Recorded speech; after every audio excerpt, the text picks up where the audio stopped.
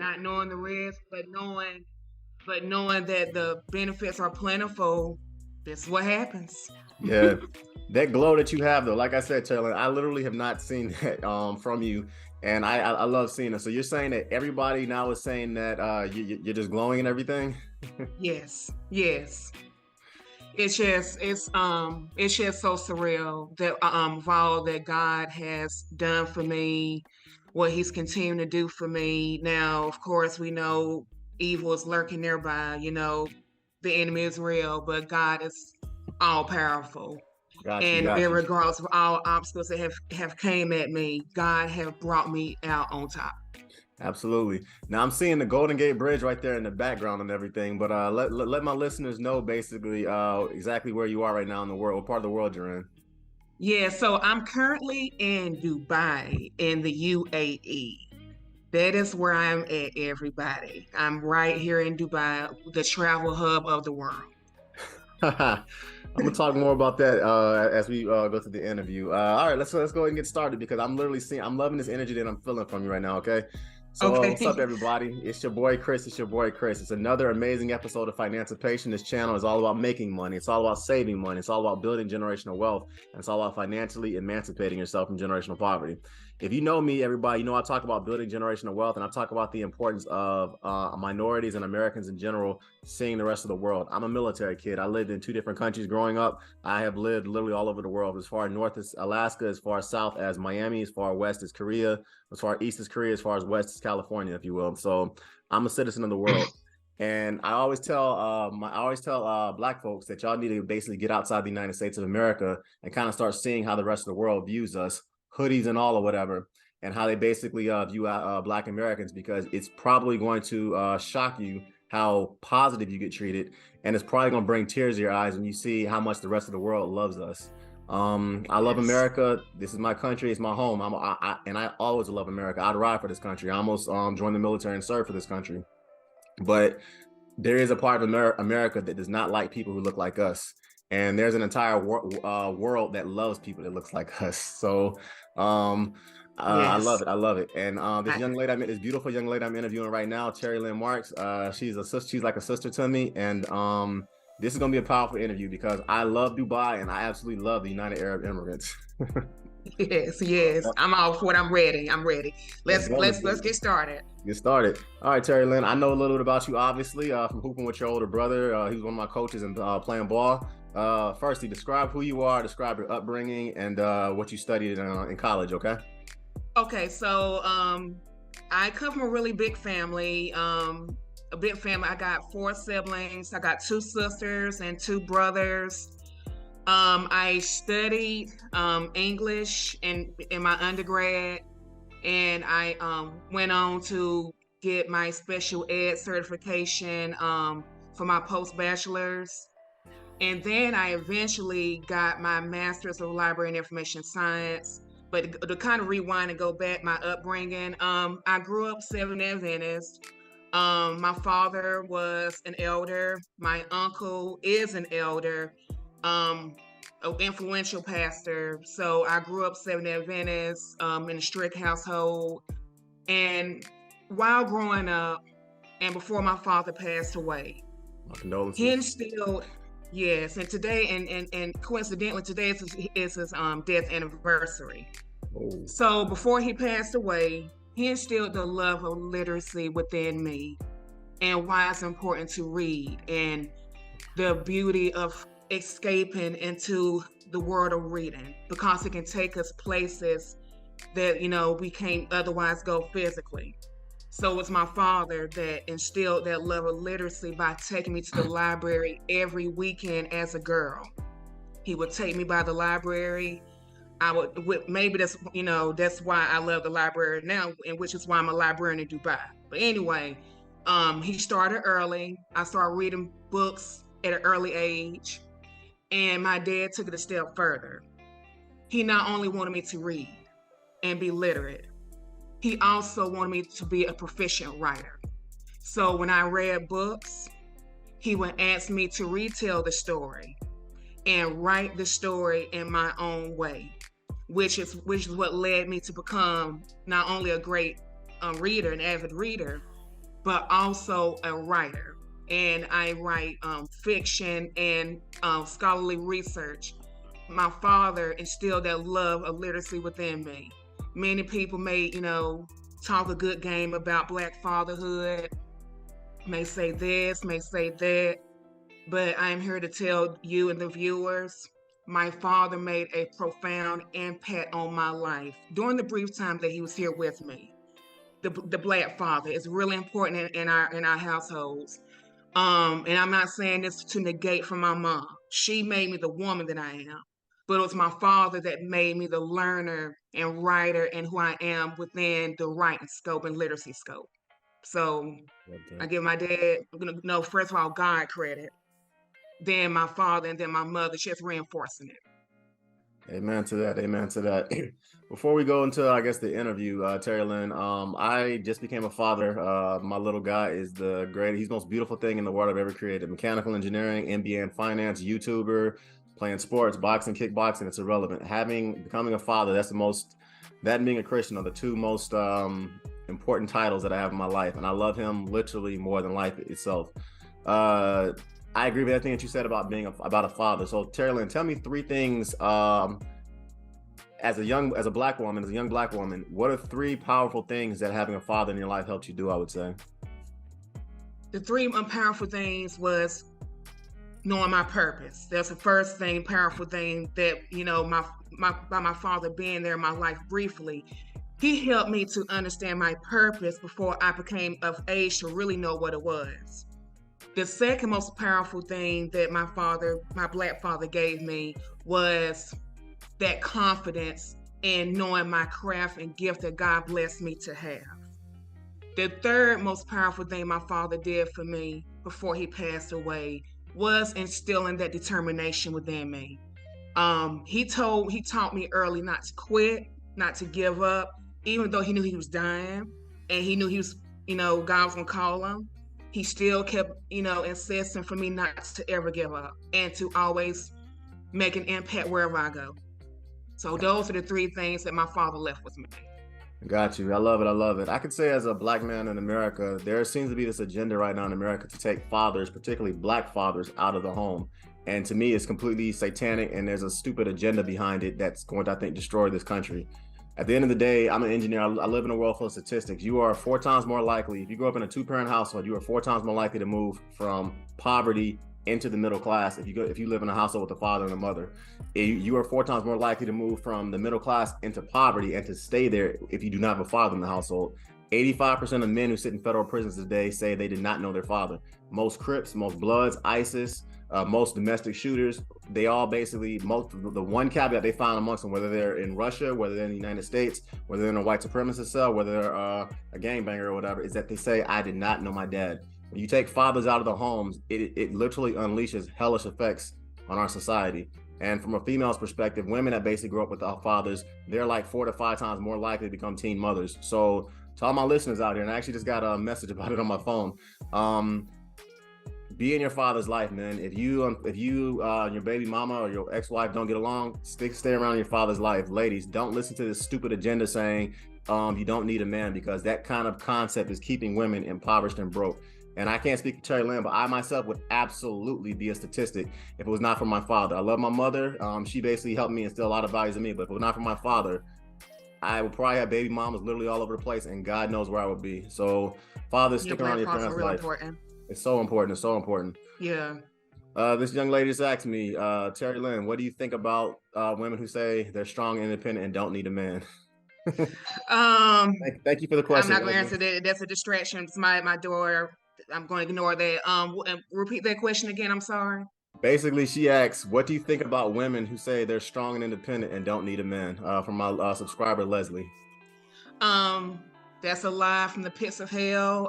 That's part of the agenda.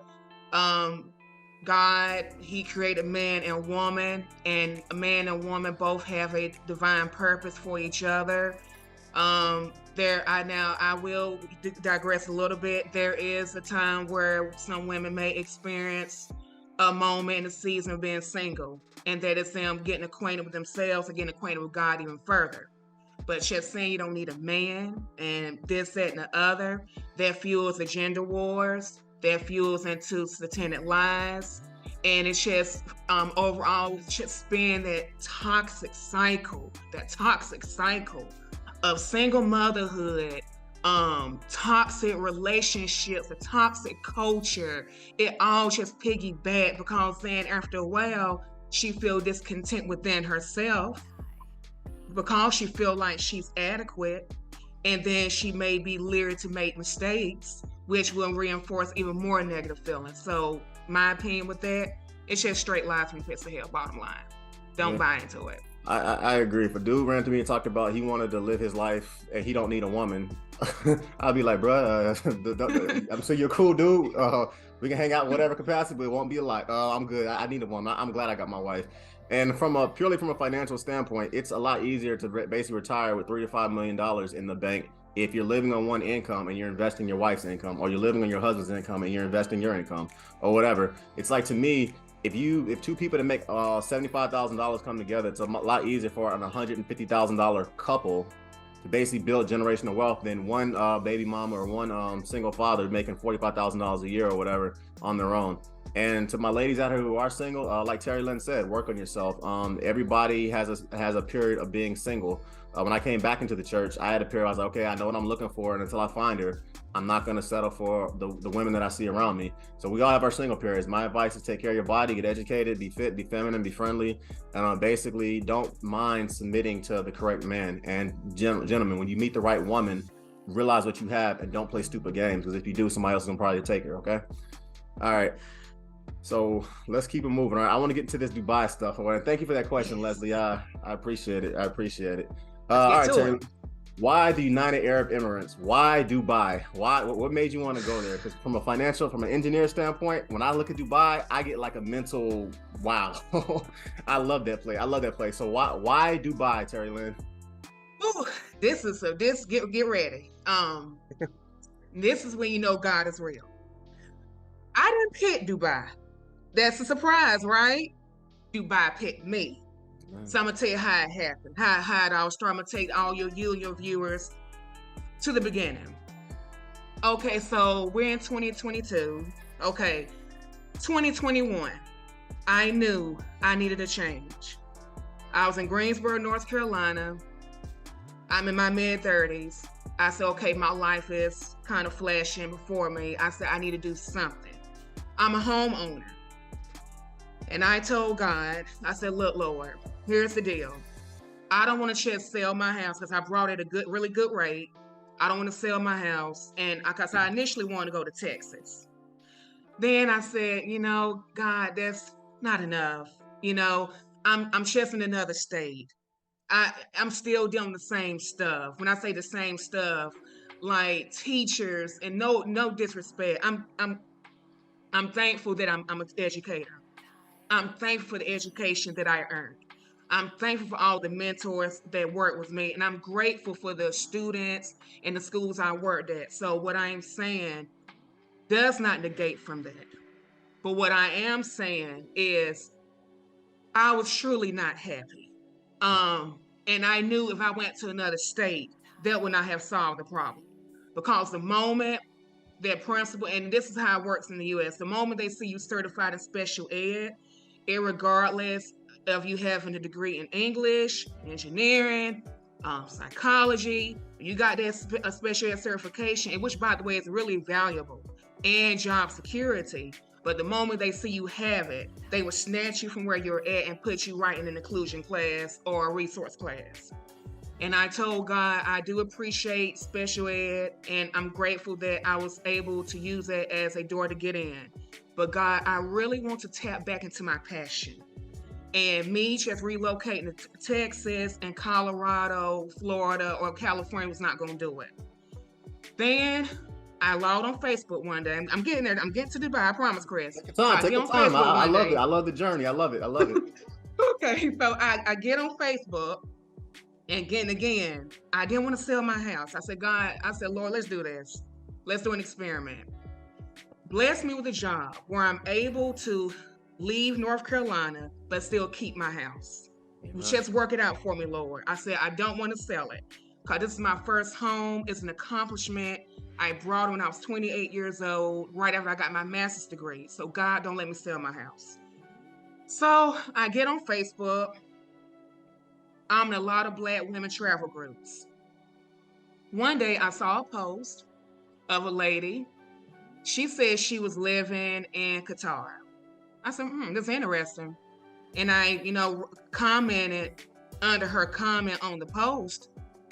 And I asked her why she's in Qatar. And she told me that she teaches in Qatar. A bell went off. I said, oh my goodness. And then my mind went back to a previous co-worker that left the States to go abroad. And I said, well, I'd be doggone. If I was to go do that route, I can still keep my house, keep my credit and everything, and just go somewhere and get this fresh start that I need, but still maintain my property and anything else. I don't have to completely uproot, but instead I'll be in a better financial position if I were to go that route. So let's go to this Dubai journey. I'm gonna go ahead and kind of hit fast forward. Okay, so it's so weird. It's so strange how I got this job in Dubai. This is when you know God is God. So I started joining a lot of expat groups on Facebook, a lot of teacher expat groups. I start kind of, asking questions about working abroad. Different people told me different things on what to do and how to go about doing it. So I signed up with this site called Search Associates. It's about $300 to join it. And with that site, you see all the schools all over the world that's hiring and for what position.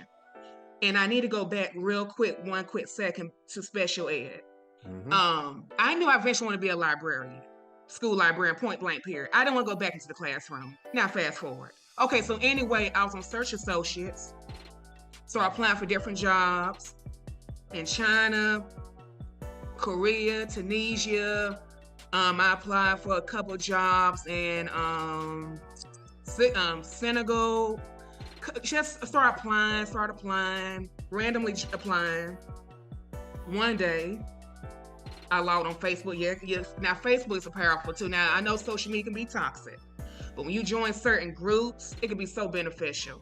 I agree. So one day, I went on a Black expat educators group, and I saw the word GEMS.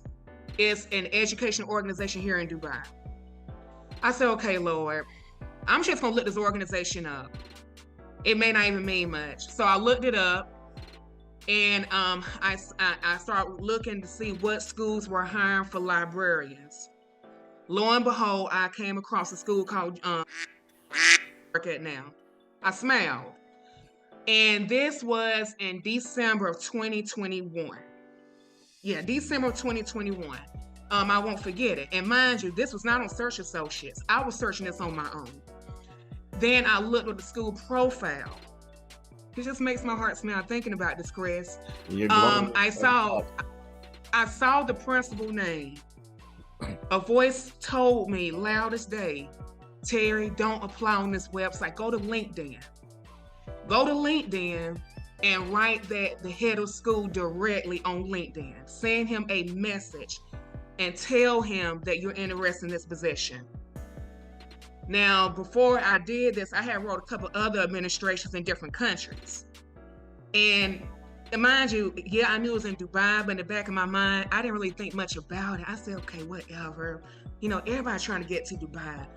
I'm just going to write him, but I ain't trying to go to Dubai. I'm trying to go to China. I'm trying to go to Tunisia. I ain't thinking about Dubai. So I wrote him.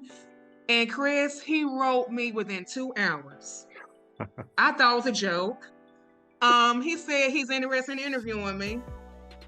I went to sleep that night. I didn't respond right away. I said, this cannot be happening.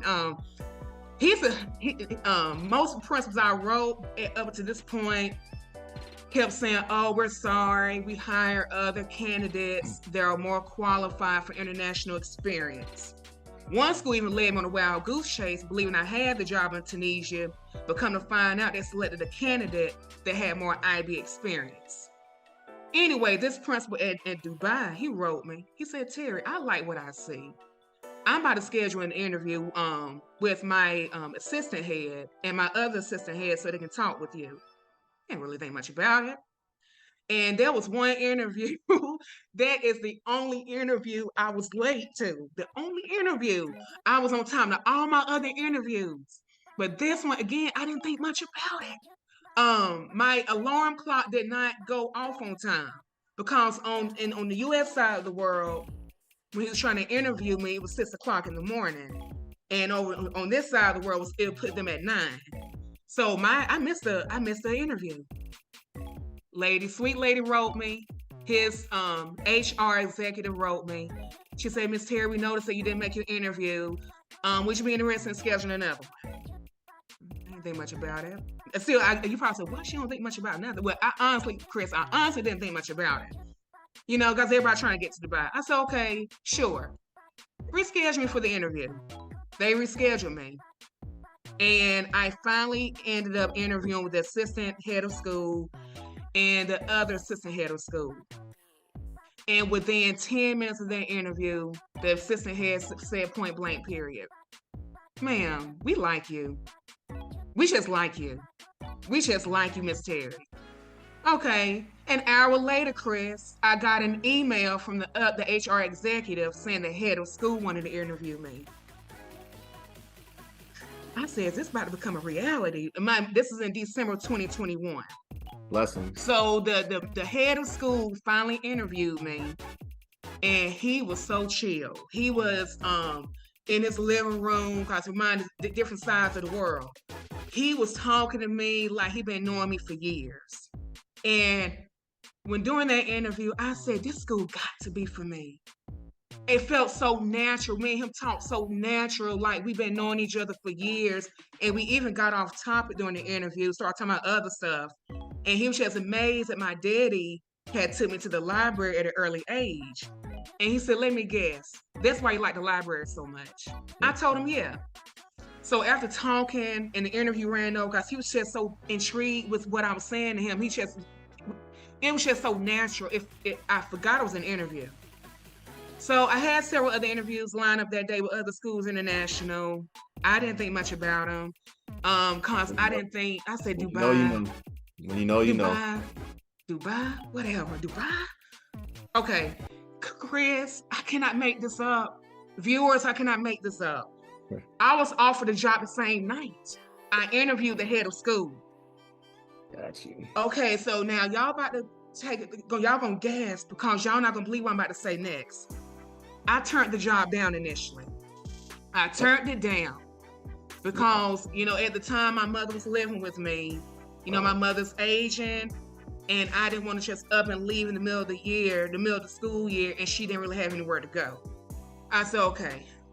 My sister told me, she said, Terri Lynn, now this is a sister you never met. Her name Kamisha. She told me, she said, Terri Lynn, if that job is meant for you, it will come back again. Don't worry about it. Maybe it's not your season to go to wherever. But Terri Lynn, if that job is meant for you to have, it will come back around again. So I turned that job down. I got some more interesting things to share about that.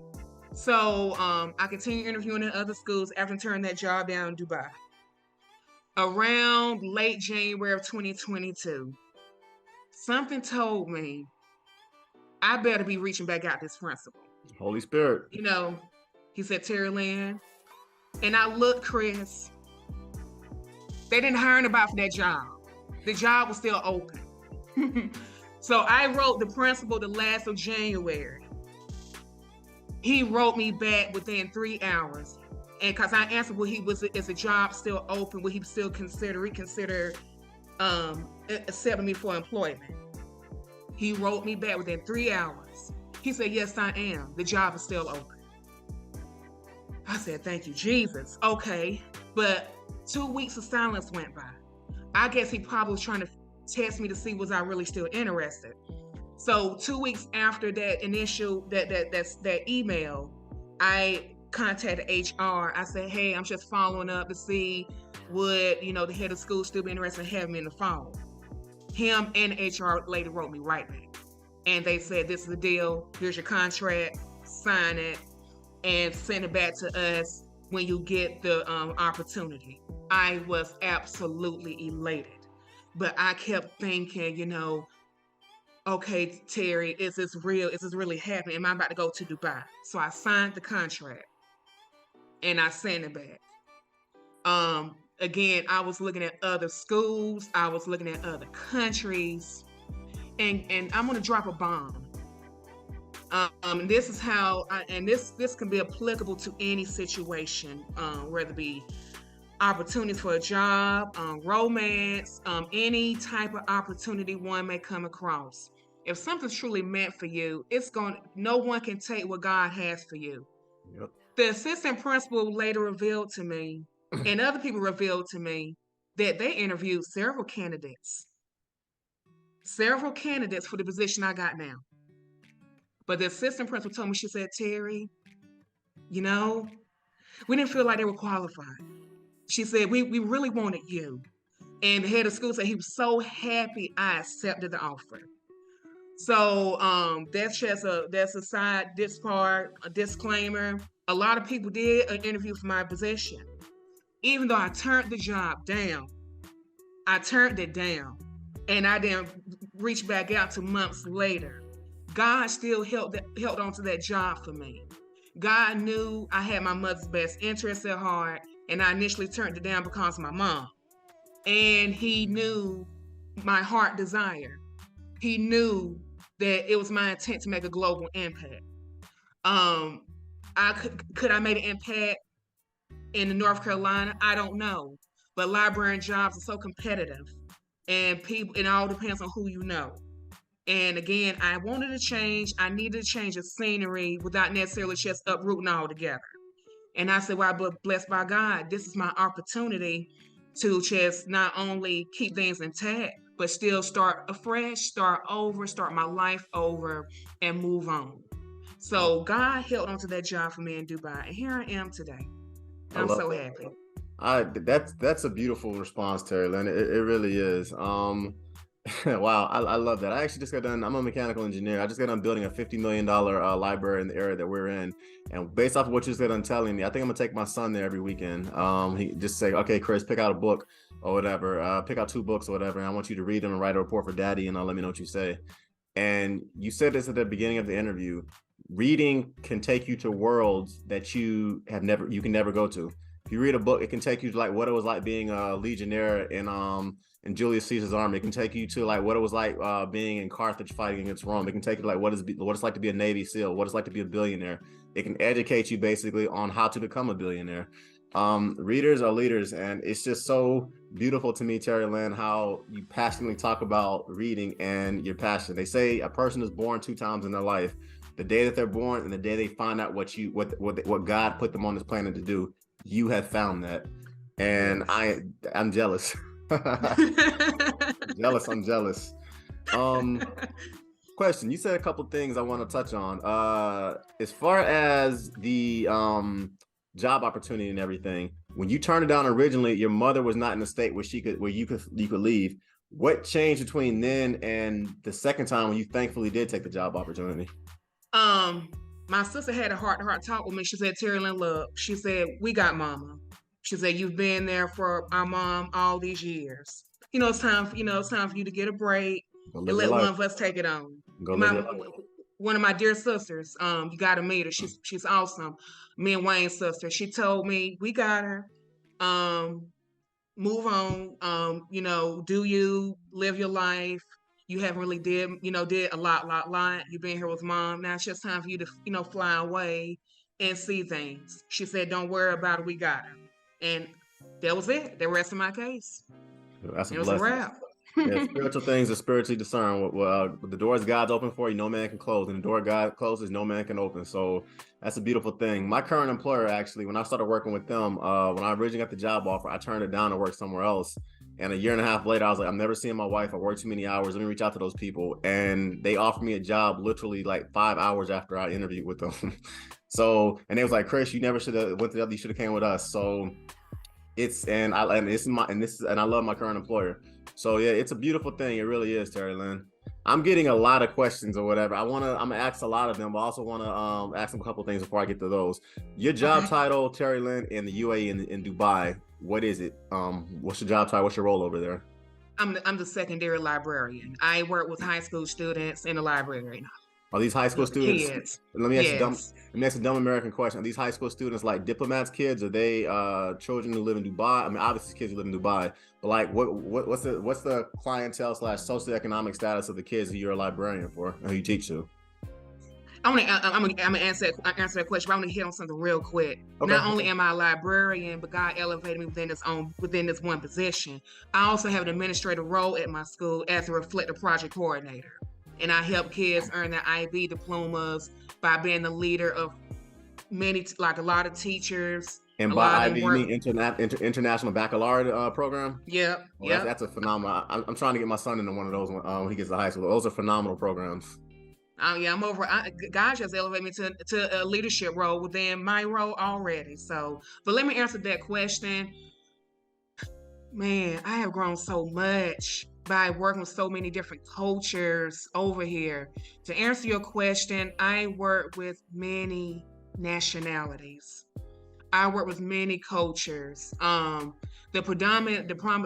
predominant religion is Muslim, but I also have Hindu students. I have Christian students.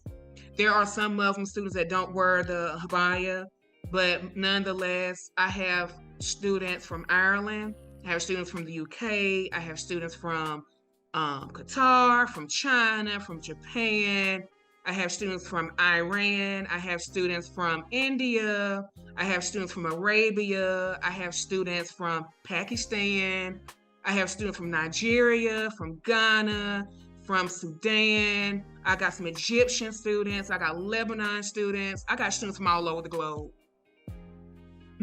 Beautiful, beautiful, beautiful. And I'm assuming everybody, because I've always looked at Dubai as like a global hodgepodge. Everybody kind of somewhat gets along. So are there like any cultural issues? I mean, does everybody get along, or is it kind of like, or is there a lot of ignorance, like unfortunately we see in our country? Chris, everyone pretty much gets along, but I do have, I did read one of your questions about racism. I do want to touch on something. Um, the racism here is not like it is in the US. Meaning you're American first. If they see me walk in the store, they may say okay, but the moment I start talking, they start jumping. Hi, ma'am. Hi, ma'am. How can I help you, ma'am? Ma'am, you want to look at this? Ma'am, you want to look at that? But if a sister or brother from the motherland were to come, they'll get a different response. So you would Don't say know why, but that's how it is. the Black Americans get treated better in Dubai than say the Africans, the Nigerians, or the Cameroonians. Yes, unfortunately, yes. I read a lot of books or whatever. I won't really go into the history of some of that, why I believe that is the case. But I guess in your opinion, Carolyn, why is it that you think that as a African American, we get treated better than say our African distant cousins and stuff? There's a phenomenon going around in Dubai. I heard about a recent called the passport privilege. If you're from America, or let's say from the UK, or if you're from Singapore, you get treated like royalty. Sadly, our sister and brothers from the motherland, most of the roles that I've seen over here so far, they work like in the kitchen. They may work as house, cleaners, or they may work as school Are janitors they in or construction? security Are they in in construction? construction. Construction Yeah, too? Okay, yes. got you. So it's a sad reality. And the Filipinos, they're not treated any better. They're also disregarded and discarded, as well as they also have, roles that deals with, providing hospitality to their clients, whether it be through cleaning services or through just like regular shopping, basically minimum wage in Dubai. I got you. I got you. In regards to that, just to kind of stay on that point for a little bit longer, As an American who has lived and traveled abroad, I've actually seen that myself. So if I walk into like when I was in Italy, for instance, or I was in Egypt and stuff, when I would walk around, people couldn't figure out what I was. Even when I'm in like Latin America, and people they like, what are you? Are you Dominican? Are you American? What are you?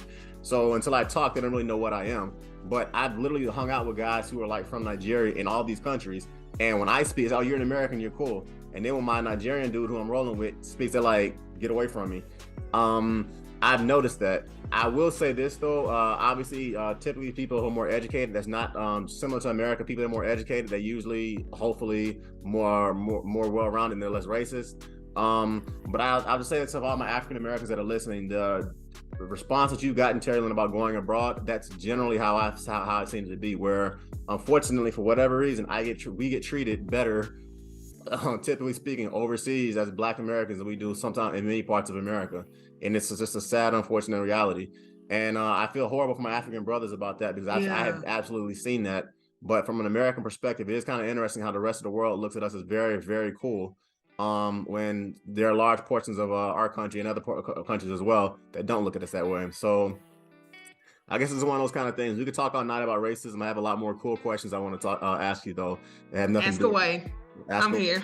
Yeah, cultural perspective. What are the three dopest things about from a cultural perspective that has absolutely opened your eyes to different cultures, Terri, about living in Dubai? Oh my goodness, I grew so much. The culture things I've learned was obviously about the Muslim culture. As a disclaimer, before coming to Dubai, I didn't know much about the Muslim culture or the Muslim faith.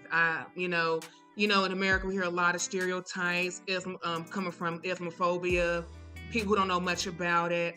But since I've been here, I realized three things. One, the Muslim culture is absolutely beautiful. The Islamic culture is beautiful.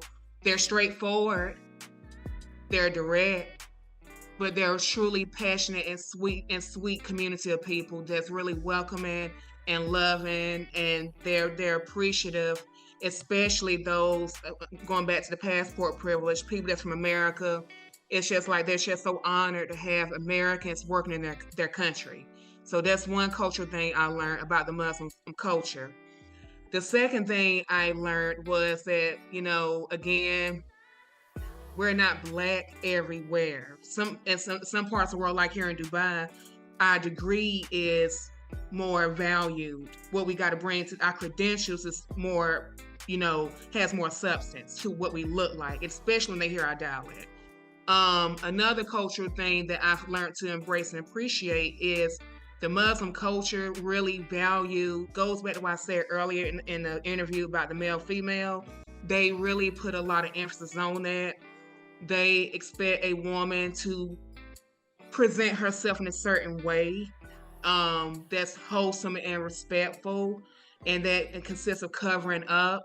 They treat the woman like a concealed jewel, a hidden treasure that's wrapped in a precious, exquisite wrapping. Girl, And you it got takes a lyrics. lot to unwrap it. You got lyrics. So that's how they treat women over here. They wrap their beautiful nature and who they are. It's like an enclosed gem within a present. So that's one cultural aspect that I have learned to appreciate about the Muslim faith. Got you. If Muslims view their women as a enclosed gem and a beautifully gift wrapped present, I love that. By the way, that's beautiful. How do they view? I guess. How does the Muslim culture view men or whatever? Like, what's their place? Because in America, they're trying to take men out of the house. They're trying to destroy masculinity. How do Muslims view masculinity? How do Muslims view men?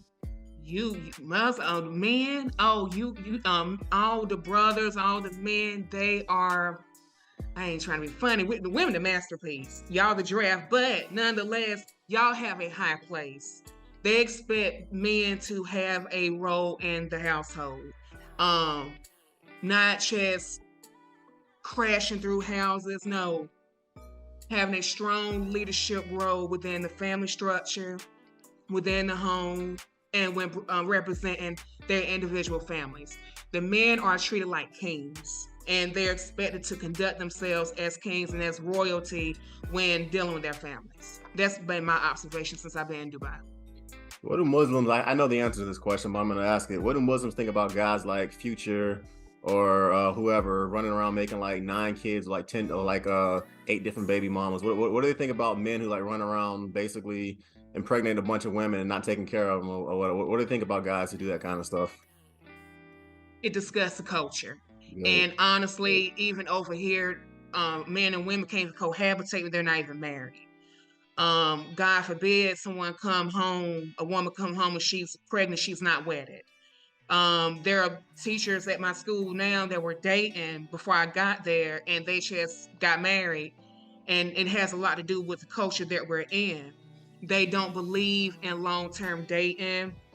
In fact, they really don't date. They just make their intentions known, and next thing you know, they're married. Yeah. I have a dear friend right now. She's Muslim. She's a Sunni Muslim. She's from Somalia, and she said in the Muslim culture, it's even frowned upon of having, I'm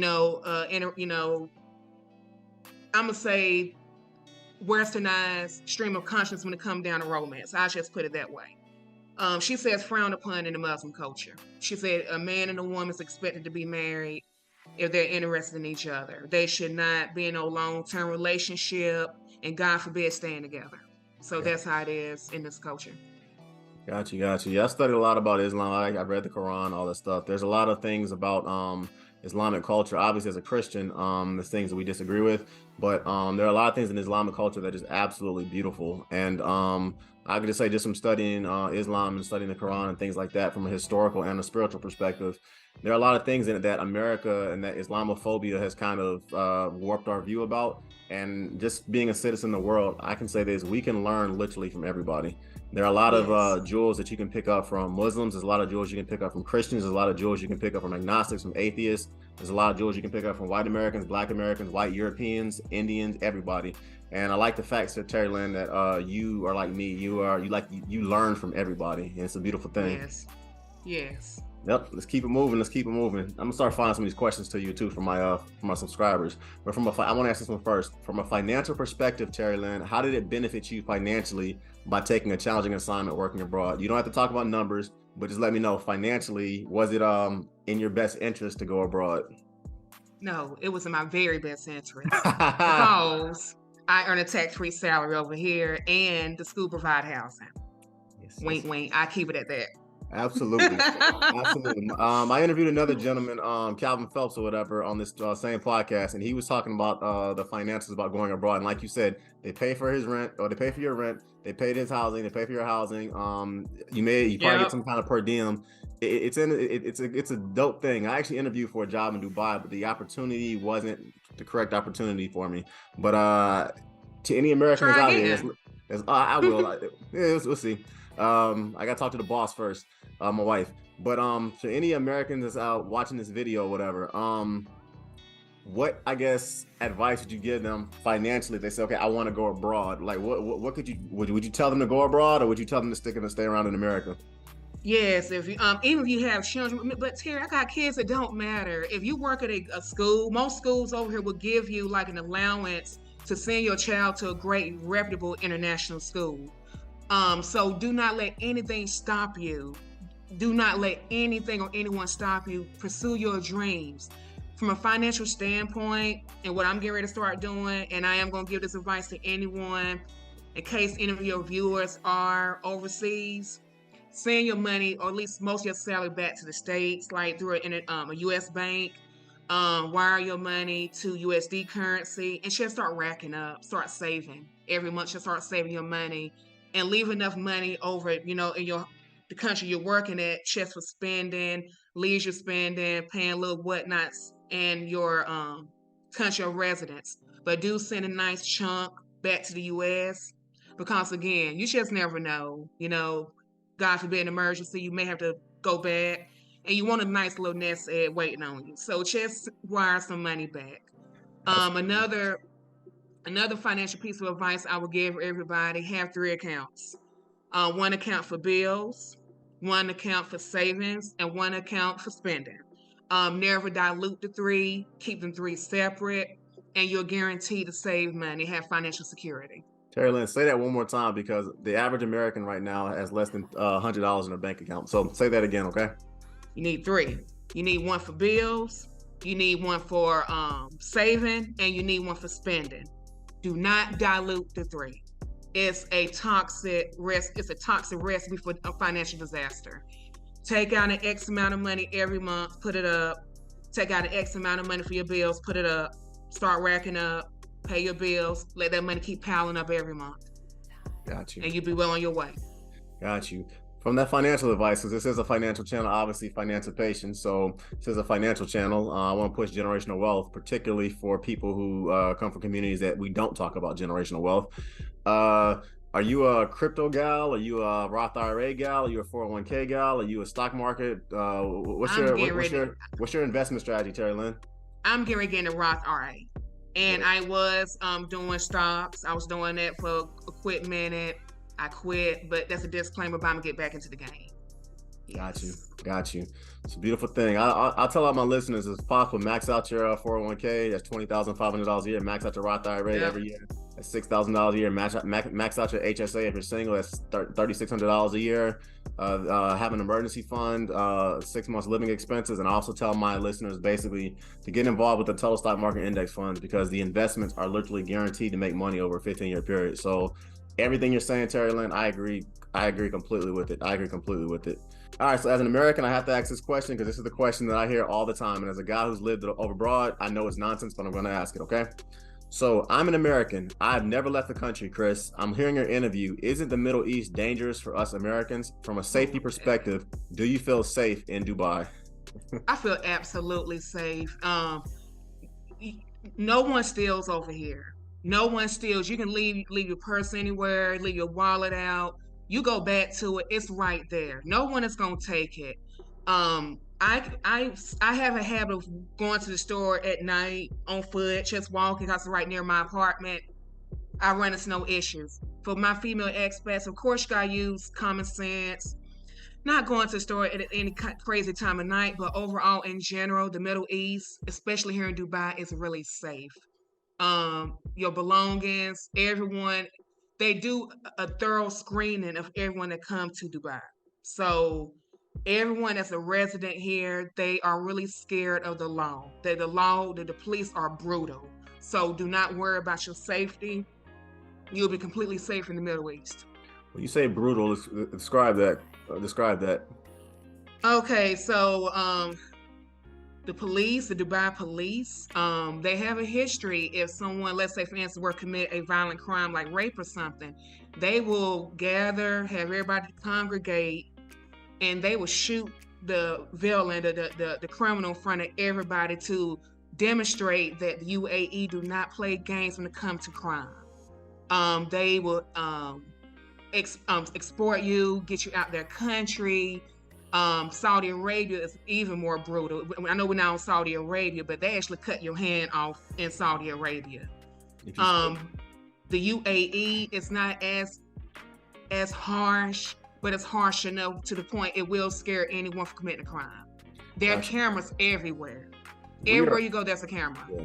We are obviously people of color and everything. The George Floyd, Black Lives Matter, Breonna Taylor, Tamir Rice, Trayvon Martin. I'm curious, from a racial perspective, do you guys have to worry about police shootings like that in Dubai if you look like us? Absolutely not. Absolutely not. We're treasured, we're valued. Even people that's from the Philippines or Africa, they're still valued. Everyone's treasured and valued here to a certain degree. But I say certain degree because, again, it goes back to the passport privilege. If you're from certain countries, you're just revered like royalty. So what happens with looking over our shoulder for police is non-existent over here. In fact, racism, to a certain extent, is even frowned upon. Because, some white Europeans, we done said, why you bring that over here? We don't want that. So we're valued and treasured over here. Beautiful. Bottom line. Beautiful. Whenever I go abroad, and that's why I tell our people and Americans in general, you need to go abroad, because you start to see how the rest of the world kind of lives their lives, and you compare it to the United States. I'm not saying one are quote unquote better than the other, but when you start getting a different perspective, you read more than one page of a book, you start to become a more complete human being, and it's beautiful. One of my listeners just asked, Terry Marks, you continue to smile constantly about living in Dubai. Are you ever coming back to America? My mama asked me the same thing. You know what? I'm gonna tell the viewers as I told mom. I haven't even thought about it yet. I will come back to visit during summer breaks, during holiday breaks, but living permanently in the near distant future, I can't see it. Now, let's God say something different, but I can't see it. All right, I got you. I got you. Yeah. I interviewed a gentleman, a brother. He's out in Singapore, just absolutely dominating aerospace engineering. And I asked him, if he come back to America? And he's just like, I don't know. I don't know. Because everything he was saying about Asia, you're saying about Dubai. Everything he was saying about the United States, yeah, it's interesting. And he shares our same complexion and everything. Keep it moving. Dubai is a Muslim country that is primarily filled with Arabic people and Muslims. What is it like being a single black female over in Dubai, and especially with you being a Christian? What is that like? Um, I know I'm respected because I'm American, yes, but it gets challenging sometimes with like cultural like culture and language barriers. That's an obstacle. As far as commonality with other expats, there are other black expats, but I do feel if I wasn't at my school, I don't know if I've been seeing a lot of black Americans, so that can be a little challenging. How I'm viewed as a black woman, um again, just seeing me up front, they may frown because of my brown skin. They may frown up when they hear my American dialect. They cringe a little, and they say your American accent is thick. You going too fast. Can you repeat that? They get scared. They get intimidated, especially by Black American women for some reason. I don't know why. And they're like that with my other You coworkers guys are when you they ask guys a are revered question. all over the black women are revered all over the world. I'm traveling abroad. I've been to enough countries to notice everybody wants to look like y'all. I'll just leave it at that, okay? So yep. Yes. So I'll say for the most part, as far as the respect go, I have not honestly, Chris, I have not had any issues at all. I have not. Racism, no, no, no. Have not had any issues. Beautiful, beautiful. Yeah, I remember when I was in Singapore, I was walking around at 4 o'clock in the morning. I would see like 3 o'clock in the morning after I left events and stuff like that. And I would see women walking by themselves at night. Nobody, no crime, anything. It was the same way in Korea, it's the same way in Japan. It's basically the same way in Italy too. So I love that what you said, Terry Lynn. It's just all about respect. And you don't have to worry about your safety or anything. Hmm. Beautiful. Right. What's something that you learned about yourself, Terry Lynn, after you started working abroad that you did not know before you got to Dubai? I learned my strengths. I learned basically I'm not one dimensional as I thought. When I first got to Dubai, I thought one straight way, and I thought that's how I was.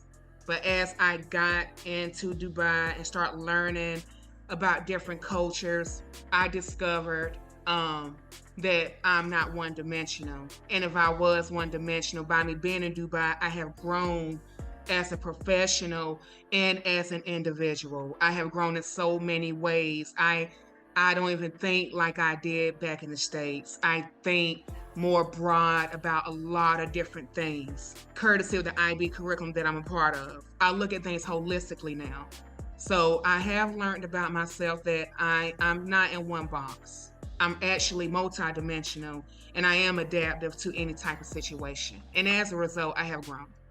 Absolutely, absolutely. I can just say, Terry Lynn, from obviously this interview, I'm hearing and I'm saying it, but just from watching your journey, as far as you basically asking people, should I go abroad or shouldn't I go abroad? Seeing your journey on Facebook, as far as asking those questions to people and things like that, and seeing you now, girl, you have grown exponentially, and I love seeing this. Your confidence, your way you walk, the way you talk, the way you think about life, the way you look at other cultures. If the 15 or 16-year-old Terry Lynn, I'm sure, could see yourself now, you'd be like, wow, look at me now. Yeah. I would have never imagined it. Somebody brought to my attention the other night. They said, Terry, when I first met you, you were scared to go to Myrtle Beach on your own. She said, you done graduated from going to Myrtle Beach to being in a whole nother country. She said, Terry, how you do that? The mercy of God. The Absolutely. mercy of God. All right. He's been my dear friend all these years. So So, yes. so my American listeners, I say American because we don't travel abroad quite as much as Europeans or Asians or whatever, just because our country's so big and we're kind of isolated from a lot of the rest of the world. To my Americans that are listening, how did you develop that confidence to say, you know what, Mom, I'm going to get up and leave the only city I've ever lived my entire life and go literally 15,000 miles across the world? How did you get that confidence? I knew as I was getting older. I mean, again, I'm in my 30s, and I said, okay, I don't have children. I don't have a husband. I don't have anything holding me back. I said, it's just a mundane cycle working in the public schools. And it broke my heart, honestly, seeing, so many of our Black kids from broken homes. And I enjoyed pouring out to them. But there's a hidden story that goes on in our public school system that a lot of people don't want to talk about. I might not hit on many points, but there's a lot of layers. And I just say to myself, I just can't continue to deal with this. The politics. There has got to be something better. And I told my mom, I said, look, I'm not going to be around much longer. I don't know um, how much longer I'd be in North Carolina. She said, Terri, let's just tough it out. I said, Mom, I can't continue to do this because I don't feel fulfilled as a professional. I don't feel fulfilled as an individual. I feel fulfilled whenever I'm instilling literacy within youth, whenever I'm tapping into my passion with writing or teaching kids about writing. I wasn't doing that at my previous job, and it became a vicious cycle. My health started going down. I had gained a lot of weight, and which, by the way, disclaimer, I've lost over nearly 100 pounds, but I kept gaining weight. Hair was falling out, my skin was breaking out, I was agitated all the time, and I said, this is not for me. My confidence was at an all-time low, and I just didn't see a way out. It just kept going and going, and I said, forget it. I got to get out. I said, I'm not changing states, but it's got to be something better out there. I got to see what's going on, and that's when I started asking questions from people in different countries. Good, good. Yeah, I love that, Terry. And a lot of people live in their own prisons, whether it's the prison of their relationships, the prisons of corporate America, the prison of their own bad decisions that they made. And you basically got tired of just the mundane, the day in, day out, the stress at your work, the microaggressions at your job. You said, okay, it's time for me to completely transform my life. And to all my listeners that are out here, there are going to be times in life, I've had it myself, where I literally have a life-changing decision in front of me. I say, okay, God, I don't know what to do. Let me pray about this, write down the pros and the cons, and figure it out. But what I do know is this: I am not going to keep going down the path that I'm going on, because I see this hell that I'm in, or I see this negative situation that I'm in, and there has to be something different. And I like the fact, Taylor, because you had the courage to get up and completely change the trajectory of your life. And a lot of people do not have that courage. So that's a beautiful thing. It really is. Yes. Got you. Beautiful, beautiful. I got a message from another subscriber. Okay, I want to go abroad, Terry Lynn. How do I do it? Okay. Are you in education? Is the person in education? If you uh, are, they're a professional, but I don't think they're in education. They are accountant. He just told me he's okay, an accountant. still an option. Still an option. So what I would do, I would go ahead, spruce up their resume. That's what I had to do. There was another I didn't hit on earlier. So I spruced up my resume. Then start looking up financial institutions abroad, like what country you're living at. But the big point I do want to bring out to your viewers: go on Facebook and search brothers and sisters in whatever country you're going to. Like in my case, brothers and sisters in Dubai. Someone in China, brothers and sisters in China, and so forth and so on. Once you find that group, join it. And I promise you, because this helped me to get where I'm at too, besides the mercy of God. Ask questions, because someone in that group know what's going on. There's also Facebook groups about expats around the world. There are different job offers all over the globe. Worst case scenario, you don't get the gig, right? You have an option of doing digital nomad. where you can work anywhere in the world remotely and still get, the benefits of living in a particular country while you still make money. So there's many different ways to go about doing it. Got you. I'm gonna list a lot of the things that you said below. Terri, and me, you were gonna talk offline, so I can kind of list some of these things. I want as many people as possible to start traveling abroad and start living abroad. Just because I know, being a military kid, living in different countries that I lived in, it opened my eyes to so many different cultures and so many different things, and as a result, it allowed me to see the world from a global perspective, and it gave me the confidence very, very early in my life that I see that it's given you. And I want more of people who share our complexion, our reflection, to do that, because I know how much it can change you going abroad. You know me, girl, I like to eat. I'm skinny, but I love to eat. So what are 3 dope Muslim / Islamic inspired recipes or whatever that you kind of, or food that you kind of come across saying, I've never tried this before, but this is really good. What are 3 dishes? Okay, buttery chicken. It's something called butter chicken that's over here. It has a spicy chicken masala flavor to it.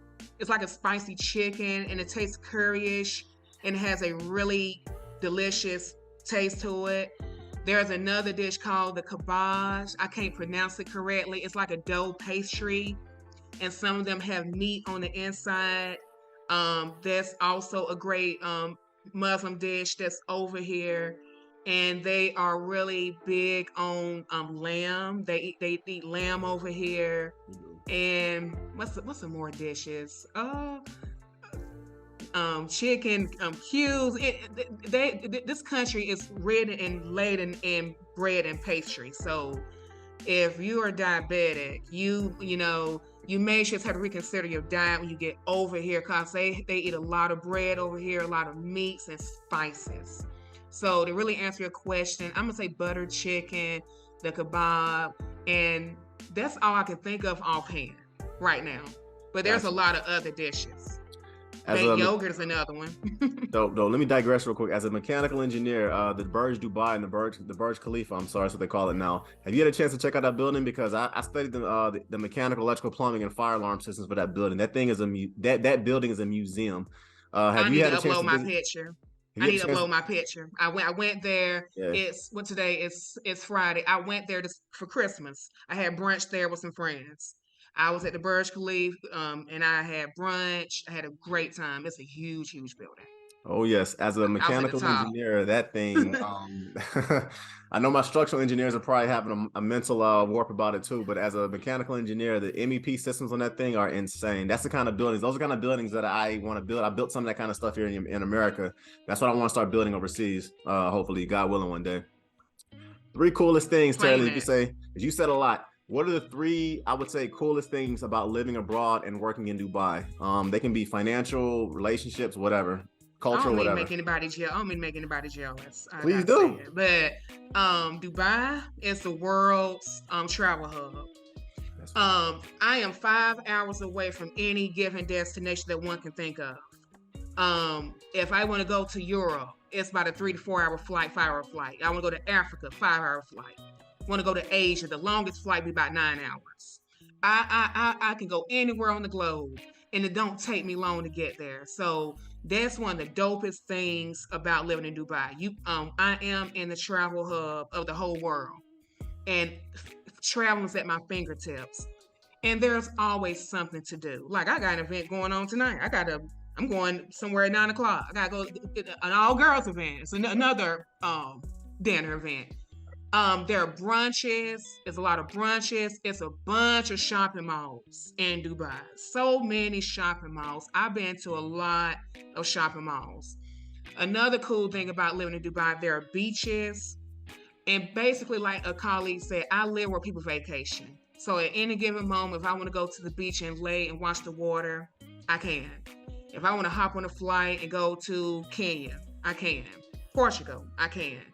The second dope thing about living in Dubai, it goes back to a point I made earlier about it expanding my view and making me going from one-dimensional to multi-dimensional. Viewers, there are so many cultures here. It's so many nationalities here. You will grow as not only as a professional if you work here, but you will grow as a individual. You will grow in so many ways. You will evolve and you will reinvent yourself by living over here around all these people and around all these different nationalities. So that's the second dopest thing about living in Dubai.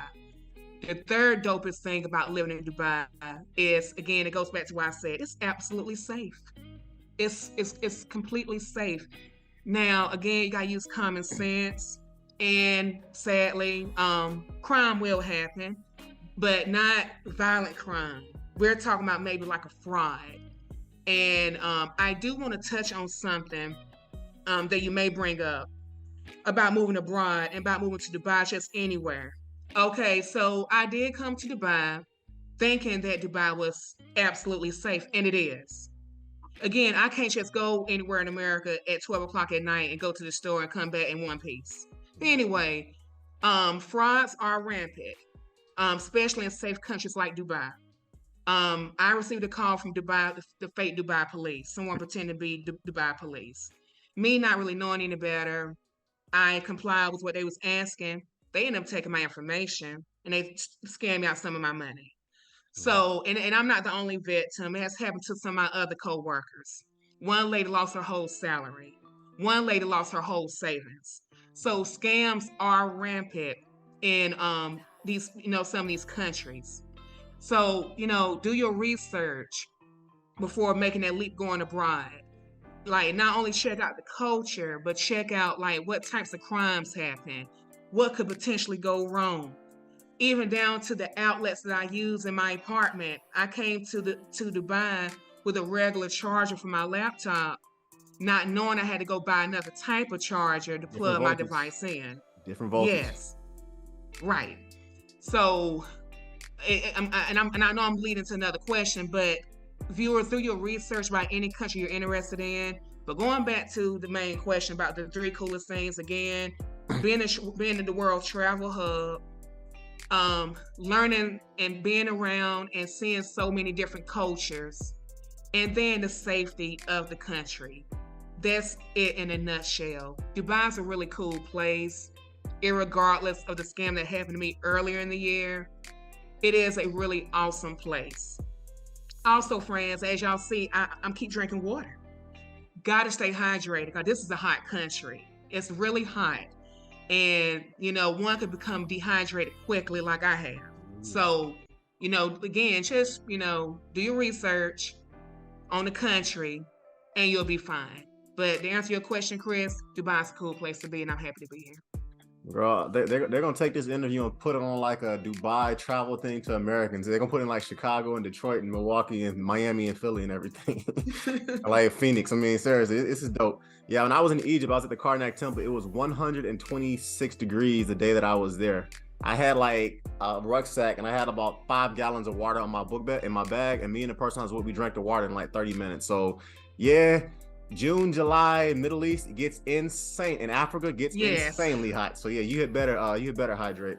Let me ask you a selfish question. I love the kickboxing, do Muay Thai. Have you found like any really good Muay Thai, kickboxing, jiu-jitsu, and mixed martial arts gyms over there? Is that something that you looked at all, or? I'm be honest, it's probably here, but I haven't really been checking it out. Dubai has everything you can think of, Chris. They even have flying people can fly on a helicopter to get to where they want to go to.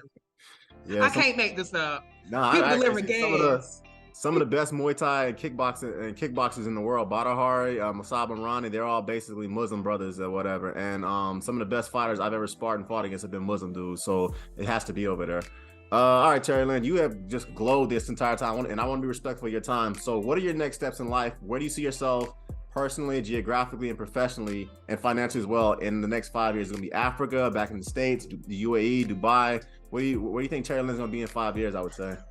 I'm gonna say this, and I ain't trying to be funny with this about this principal, but as long as he's at that school, guys, me and him really click. I'm gonna be there as long as he's there, and even if he's not there, I'm gonna be in the UAE for a little minute. I am studying screenwriting, TV and screenwriting. I'm getting another master's in fine arts. It's my plan to write for film and TV and publish novels. So that is one of my biggest goals. Before my father passed, he wanted me to be a writer. So I am going to honor his wishes beyond the grave. And within 2 years, you will cut on a major TV network, and you're going to see my TV pilot. Because Absolutely. I'm going to pitch it.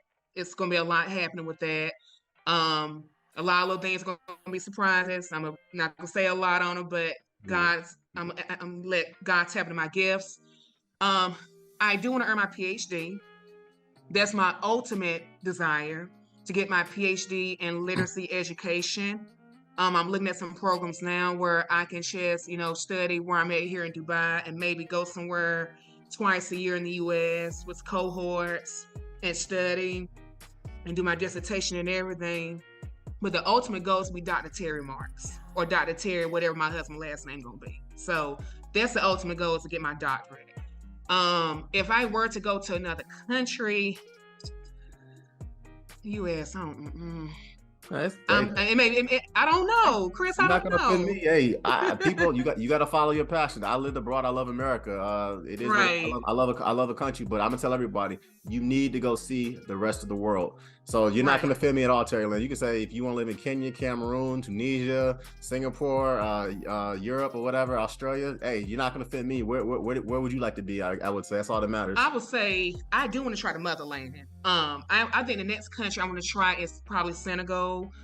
Or either, I don't know, for some reason I'm curious about the Asian culture. I had thought about Singapore. Honestly, I thought about Singapore. You would love Singapore. I've been there. I got family actually. Yeah, you would love Singapore. The way you're describing Dubai, Singapore is the exact same way, except it's a little more tropical, just as hot, probably just as humid, but a lot more Asian. You would love Singapore though. Cool. Yeah, so if I had to go to any other countries after Dubai, after UAE, it would be an African country or an Asian country. I would not do a European country. Don't know. I'm, just here. I'm gonna go see for myself. People say one thing, like people have said crazy things about Dubai, which is not true. So one won't know unless they actually go there. So I will visit a European country, but that's not at the top of my list. Yeah. And I can eventually see myself return in the US as years go on. I may eventually come back. After you made a couple $1 million abroad, I got you. Right. That's the plan, Chris. That's the plan. Hey, you're doing it the right way. You're stacking your paper and you're becoming a real estate investor with your houses or whatever over back in the United States. That's the way to do it. Yeah. Yes. I will say this: I backpacked across Europe after I finished my engineering degree. Europe is going to surprise you by how diverse it is. It's going, particularly the countryside's a little different, but like the main cities or whatever, like the Rotterdams, the Utrechts, the Romes, the Pompeys. It's going to surprise the Madrids, the Lisbons, the Barcelonas. You're going to be surprised about kind of how insanely, particularly Paris, how insanely diverse it is. If you ever get a chance to check it out. But yeah, wherever you go, Terri Lynn, you're gonna be very successful. God's gonna bless you, and you have a phenomenal work ethic. You're gonna kill it wherever you go. Thank you, Chris. Thank you. We are coming to a close, and you say you got a hot date or something coming up, so I don't want to waste too much of your time, but I do want to ask you a few more questions if that's cool with you. My wife at I met her at church, but I met her at a meetup event. So that's how it goes. And she was with a lot of other people. Hey, that's how it works. Quick thing. I got a young brother out in Hollywood right now. He's a director. Are you thinking about linking up with like an indie film director, or more like the Tyler Perry, Ryan Coogler route with your plays and your novels and everything? What's your idea about that? I would say. I am really open. And some things I'm developing now. My professor, the head of the screenwriting program, say if I were to pitch this, it would be really successful. So I can do indie, or I can do a regular producer. I'm open. Gotcha. So you're not opposed to working with a Tyler Perry, and you're not opposed to working with like all right. There's a young brother I'm gonna link you up with out in Hollywood, and he's doing his thing. And I know kind of the way you guys in the industry works. You don't pitch your idea until you're standing in front of the person who's gonna write that check. So I'm not gonna ask you anything, but if you are as good as I think you are at what you're doing, Terri Lynn, I'm gonna be watching a commercial or a video or a movie about you, or a book or whatever very soon from you. So yeah. Readers are leaders, people. And Terri Lynn, you love reading more than I do, and I love hearing that or whatever. So what are 3 books, Terri Lynn, you would advise my listeners to listen to? Then I'll answer the question. Okay, so I had to pull it up. So one is to push out the criminalization of Black girls in schools by Monique Morris. The second one, it goes into your financial channel. It's called the Black Labor, White Wealth by Dr. Claude Anderson. That's a powerful The book. third one, yes, and the third one is The Miseducation of the Negro by Carter G. Woodson. Yep. All those are very powerful books. I've read 2 of the 3. I'm about to read the Push Out. I was actually talking with a teacher the other day who works in the Northern Virginia area, and he was like 90, and the statistics he was giving, our Black girls make up like less than 15% of the schools, like 90% of the expulsions. And then the data he was showing me was basically saying that for doing the exact same thing as white women are doing, white girls are doing, they get far harsher sentencing as far as getting thrown out of the school. So I'm going to check out that book. If I were to basically answer this question, I would say a phenomenal book to read is Scholarships: The Golden Road to Free Money by Christopher Phelps. That's a phenomenal book as far as how to apply to college, make college more affordable, and get essentially a full ride, because that's what he did. Since you're a believer and you talked a lot about Black history, African history, and your love for Jesus Christ, which is a beautiful thing. So I'm actually going to cuff with this one. There's a book by a gentleman named James Opal Warden called The Complete History of Blacks in the Bible. That book is absolutely powerful as far as showing how, from a historical perspective and from a biblical perspective, there are hundreds of stories about Black people inside God's holy word that for a variety of reasons have been misconstrued to basically reveal people who do not look like us. And I would advise anybody to read that book. The Bible was written for everybody, but there is definitely an agenda to try to make a lot of our characters, our angels, and everyone else basically not look like how they historically look. And that book pretty much goes into detail about how Black history is interwoven into Christianity and into biblical history. And then lastly, this is a financial channel, so I want to give a shout out to my boy Ray Dalio. He wrote a book called Principles. Everyone should read that book from a financial perspective. And I have an MBA, but from a financial perspective, he breaks down things and makes them seem very, very applicable to literally anybody from any socioeconomic status of life. So I would advise everybody to read that book, Principles by Ray Dalio. All right, Terri Lynn. So I'm gonna ask you one more question, okay? And because I want to be respectful of your time. So thank you for this interview, by the way. When Jesus, absolutely. When God calls you home, when your time on this earth is past, Terri Lynn, and you're no longer here with us, what do you want your legacy to be? I want my legacy to be to do what your heart desire. Be fearless, be bold, and step into your power. Step into your power and follow your dreams. Stepping into your power it's heavy loaded. One have to really think about it. It has a lot of meanings to that one sentence. A lot of people may think of different things when they hear that sentence, stepping into your power.